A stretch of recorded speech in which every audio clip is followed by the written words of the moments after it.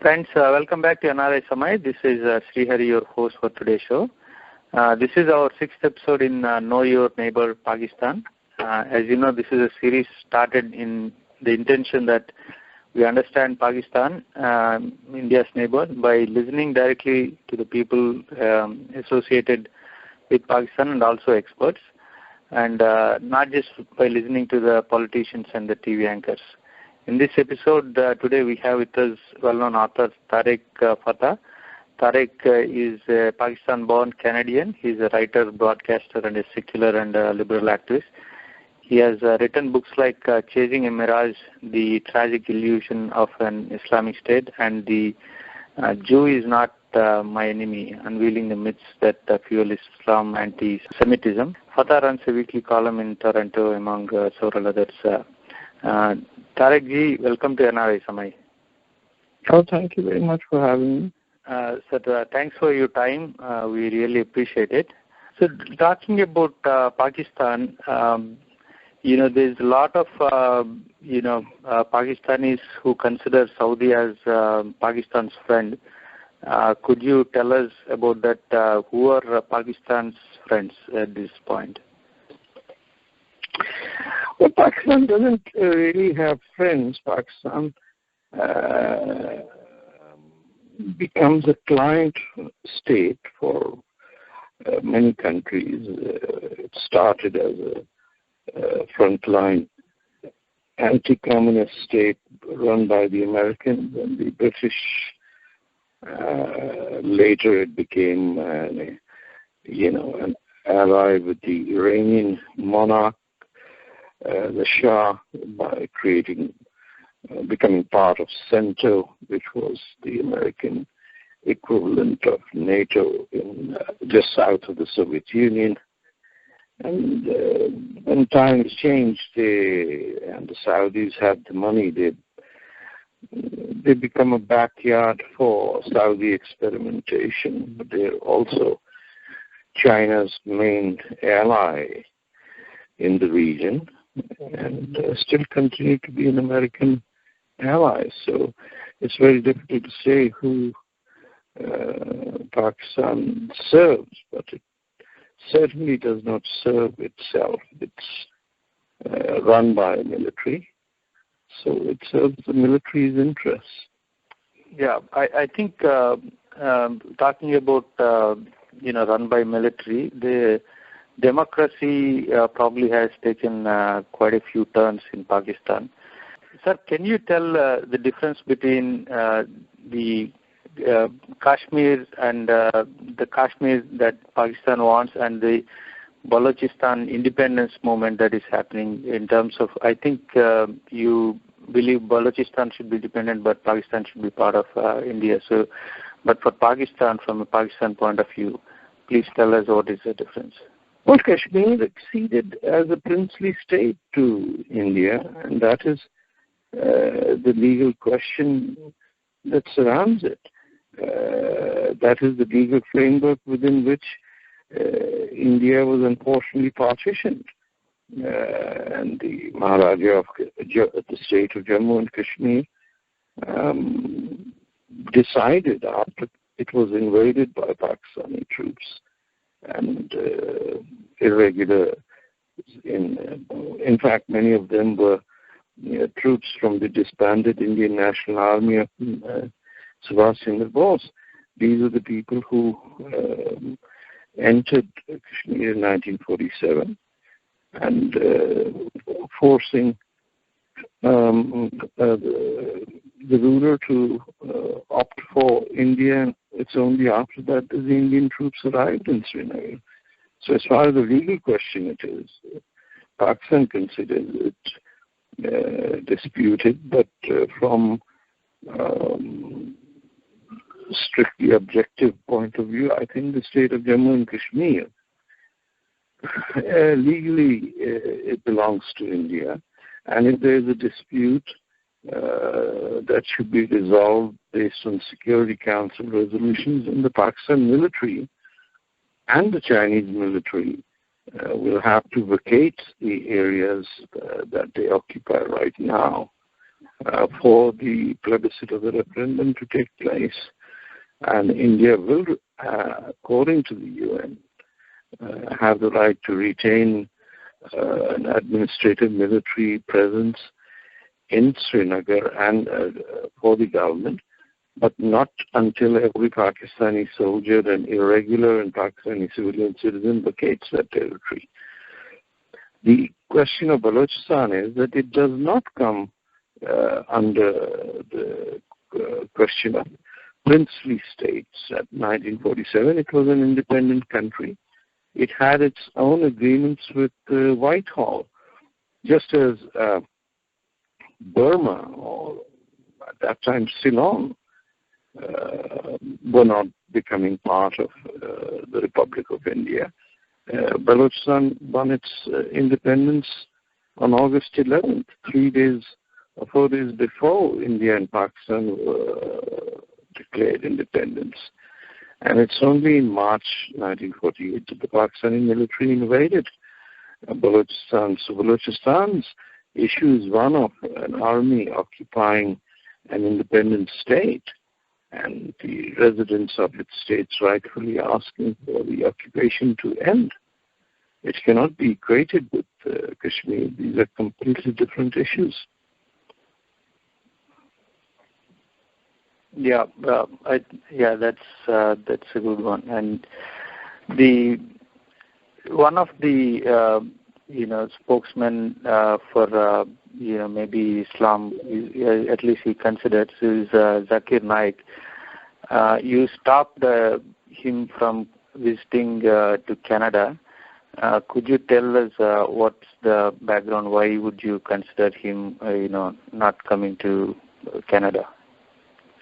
Well, as Canadians, we have the right to make sure who comes to our home, wouldn't you?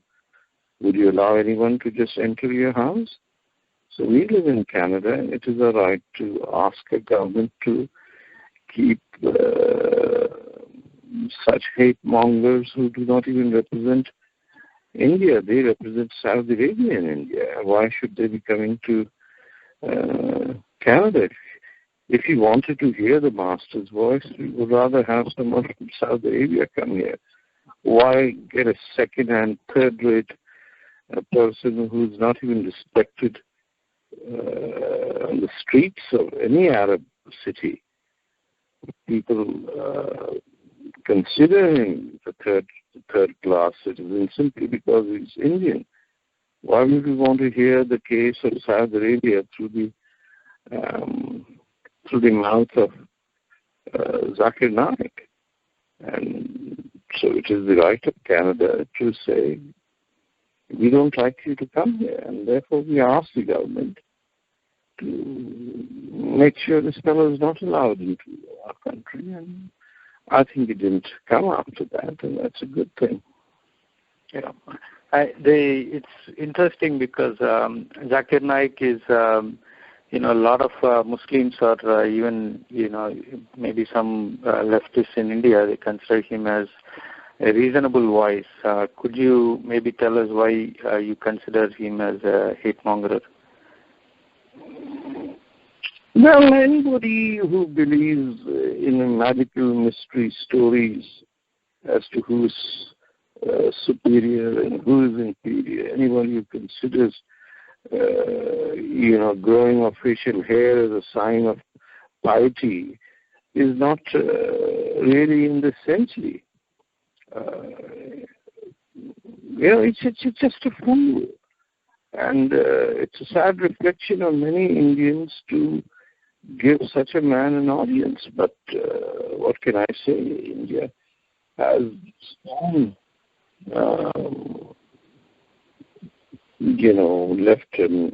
leftist community which lives in a very guilt-ridden condition and considers anyone who is Muslim as a victim.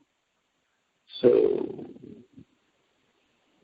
I have never heard Zakir Naik ever talk about secularism and the keeping politics out of religion. On the contrary, he supports Muslim personal law, which is the most archaic and I would say, despicable law that anyone could have.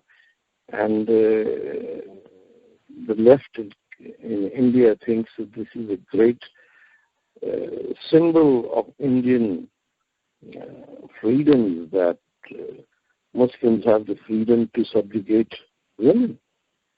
And the only victims of Muslim personal law that Mr. Zakir Naik follows is Indian Muslim women. Even if they come out and say, yes, we like polygamy and we like the divorce, it still doesn't make it right. The minority issues, you talked about the women rights. The minority issues, when you compare what is the state of minorities in India versus the state of minorities in Pakistan, what do you see is the biggest difference, or if there's any commonality at all? Well, Pakistan doesn't have a minority. Pakistan doesn't. India shouldn't have any minority. It is community should not be defined by the religion. Political parties should not be defined by religion, and therefore I think that is a big mistake India has made, to have Hindu nationalist and Muslim nationalist parties operate. Whatever.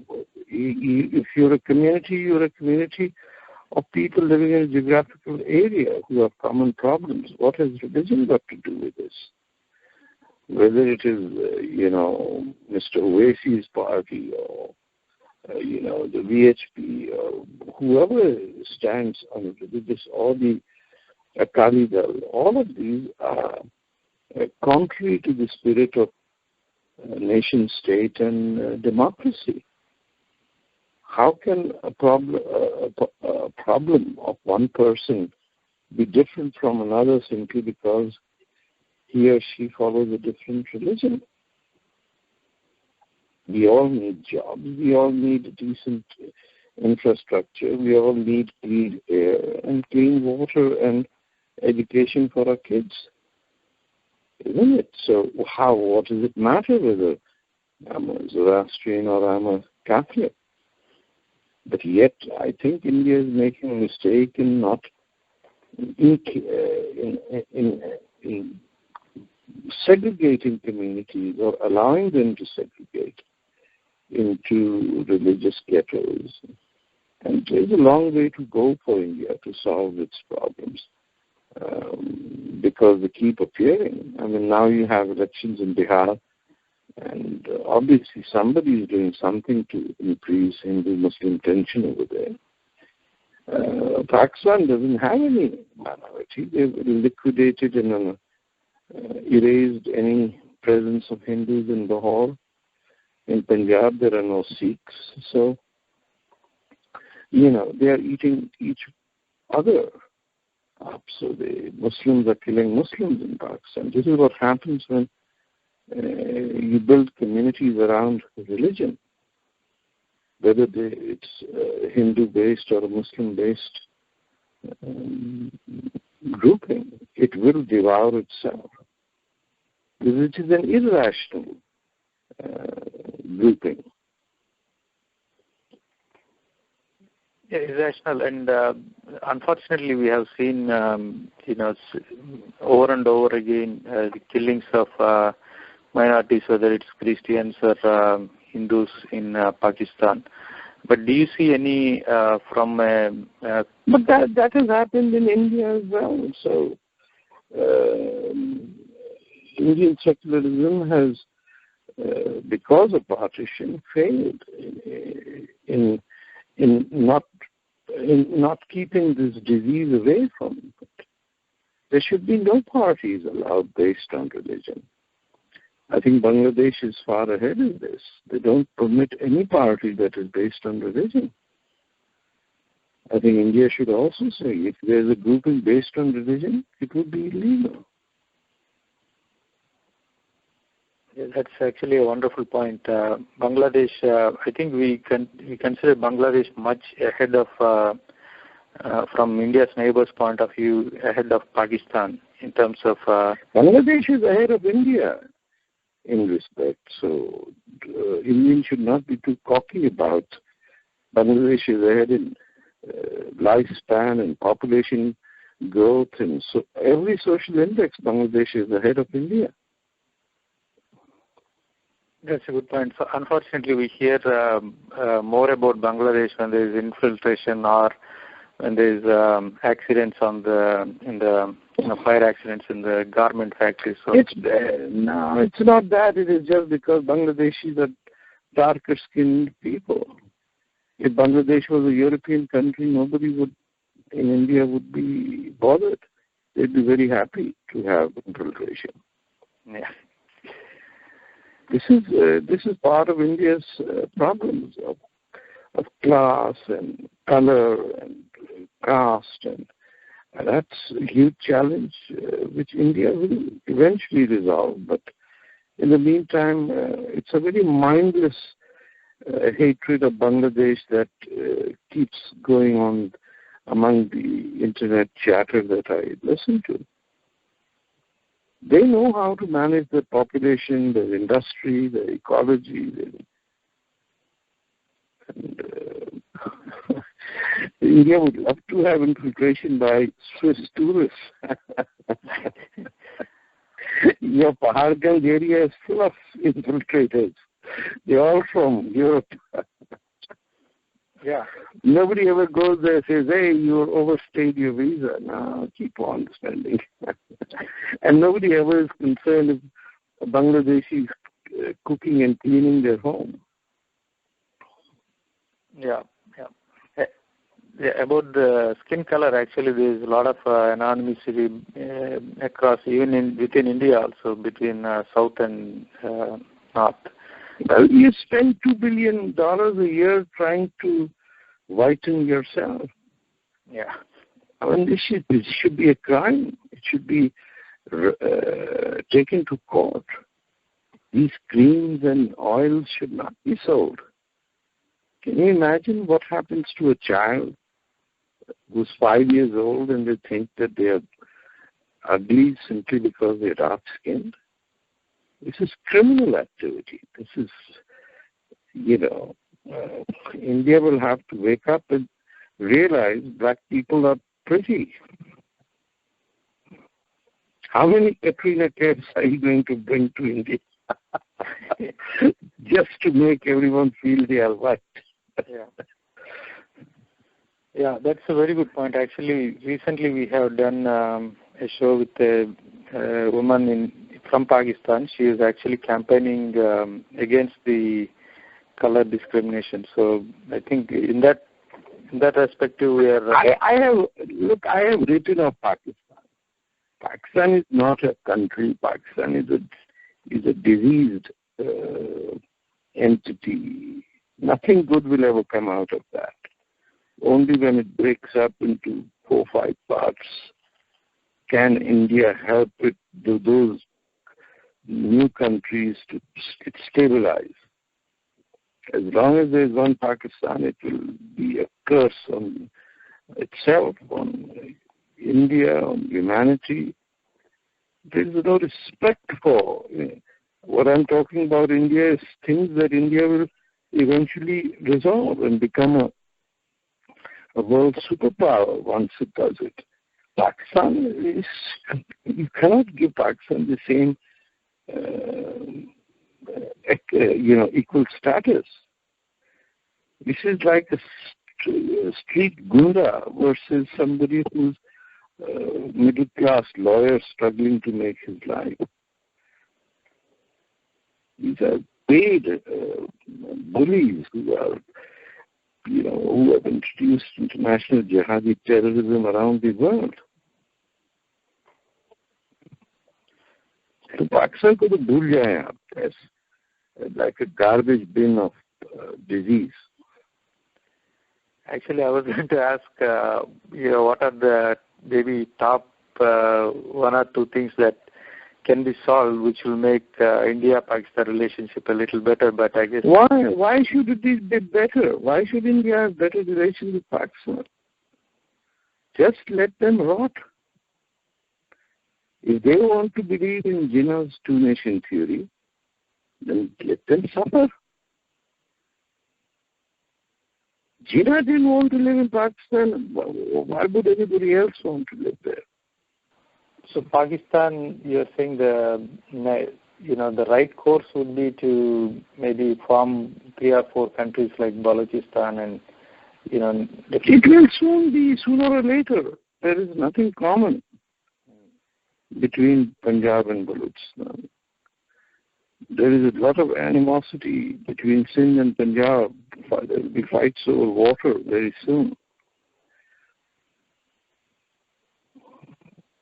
It's not going to be a pretty picture, my friend. And I don't think Indians or India's intelligentsia or politicians even understand that there is no need to have talks with Pakistan. There's nothing that they have to offer except lies and crooked smiles and Aman ki Asha, women being sent there to India from ISI to charm Indians. This is not going to work out. You just shut off the border and tell them goodbye. You also mentioned about problems with India, and then you said they will resolve. Do you think there's something major should happen before it can resolve its issues? I think this generation of politicians has to retire so that those in their 20s or 30s can emerge who understand that this whole northern belt of UP and Bihar has become like a place that produces bad politicians. The rest of India, I have a very optimistic view, but then Bihar and UP is 80% of it, 70% of the population. So they have to resolve that now. There are too many odd politicians running country like gangsters. The journalists have to improve. The shouting matches have to improve. But they will. You see, the whole genesis of India is it will self-correct itself.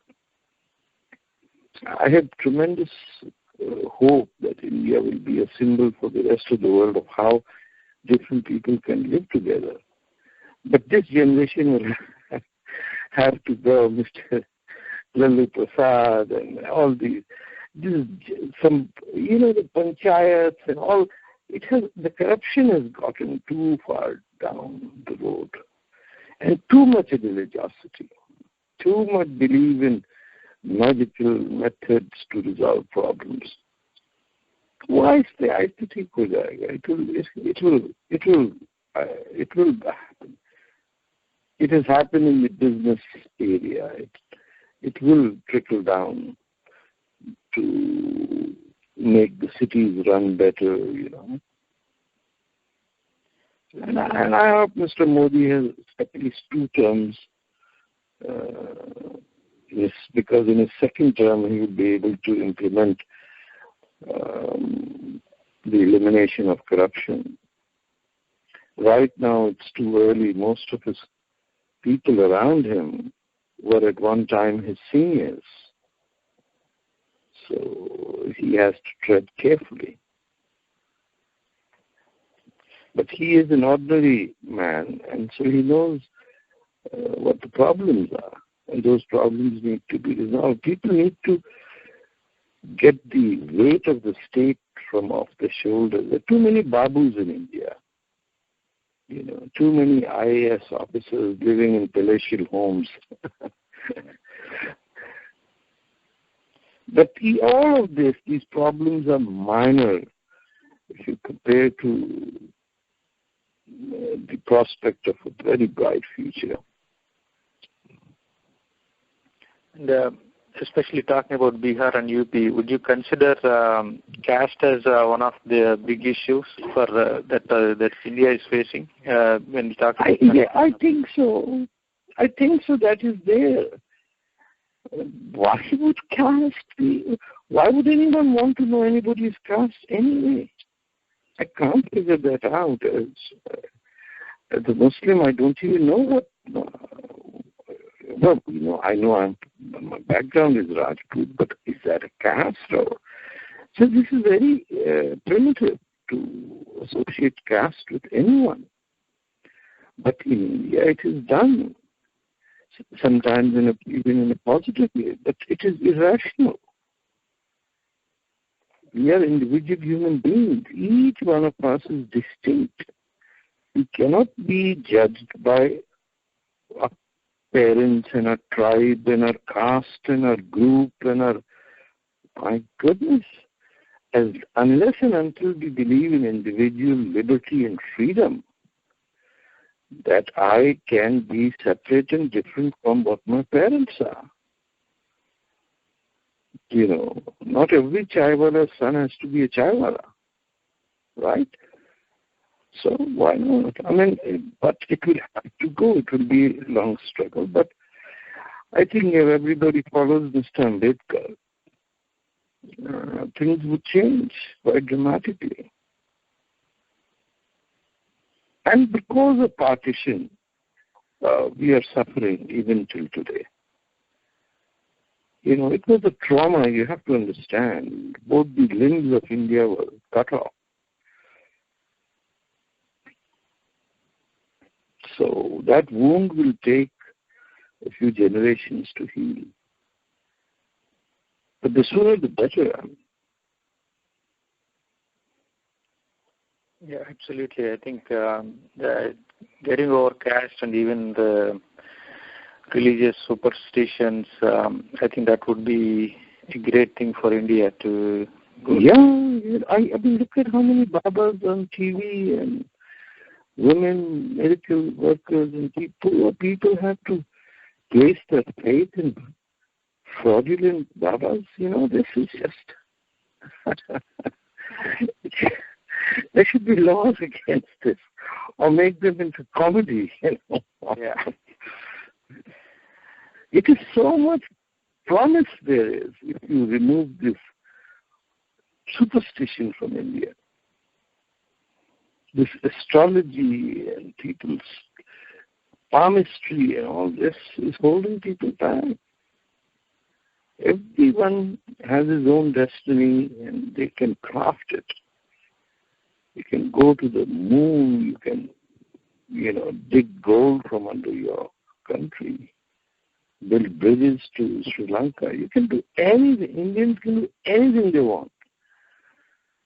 1 billion people, my goodness, that's a lot of people. Right? It should be natural for India to think rationally.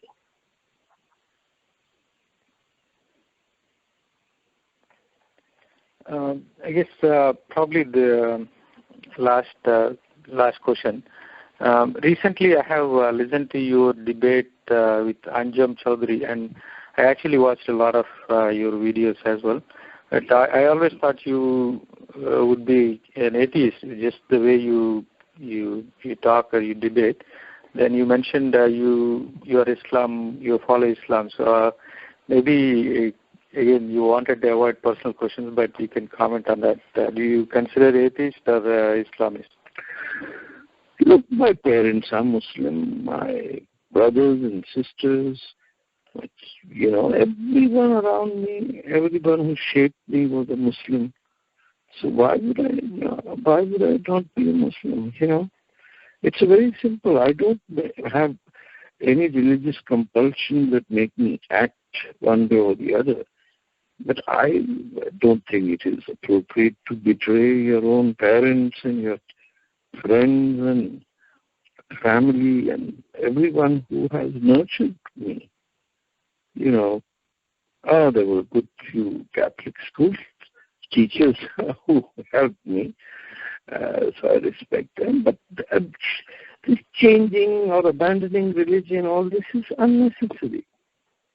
Everyone can be rational, and reason is employing reason to analyze the merits of an argument are so productive. I have no problem saying I'm even a Hindu. It doesn't matter because or even a Sikh.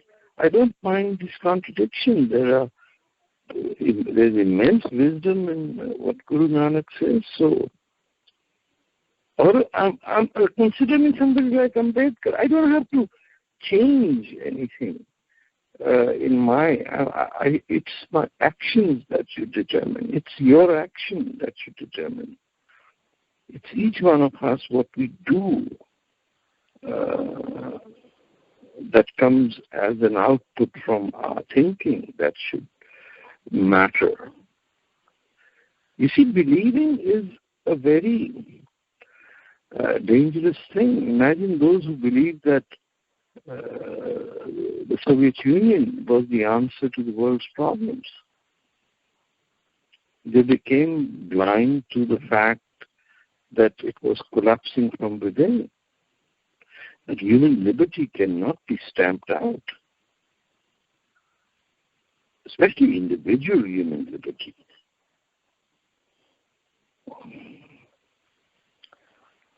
So I don't know whether that answers your question or not, but I think anyone who's saying, I have left Islam, is actually jumping from the ship like the rats who run away when there's a problem and the ship is sinking. Yeah, I know you have a lot of criticism and, a lot of Facebook, you probably received even threats or, about your comments on religion. But the reason actually I asked was the mainstream, the major religions, at least the major ones, the bottom line is this: they all say you must believe, you must believe whatever the book says or whatever the preaching says, or you should not reason, you should not ask for why it is. So that seems to be the basis of religions like Islam. Yes, but I consider individual liberty as the essence of human life. I should have the right to question anything. And only through questioning established doctrine do we make progress. If established doctrines were not challenged, then we wouldn't have social or scientific progress. Yeah. So the last question, sorry, I already said last question. That's okay. One of our colleagues, he wanted to maybe it's a question from other listeners as well. They wanted to know how to get in touch with you, because I think your Facebook was deactivated for some time, and now you're probably not receiving, accepting any messages. So that's a question probably a lot of... No, if Twitter is the easiest way, and it's my handle is TAREKFATAH. That's my full name, and hopefully my personal website that has been under attack by the Pakistani intelligence services for now 3 months, that should soon be up. It's costing me a lot, but TarekFatah.com will be around, will be up soon if the Pakistanis let it come up again. So, but I'm fairly accessible. I mean, both on Facebook and Twitter, they can always get in touch with me. And the good thing is, since I'm semi-retired, I have plenty of time. So. Excellent. I thank you very much for your time. No, you're welcome. You're welcome.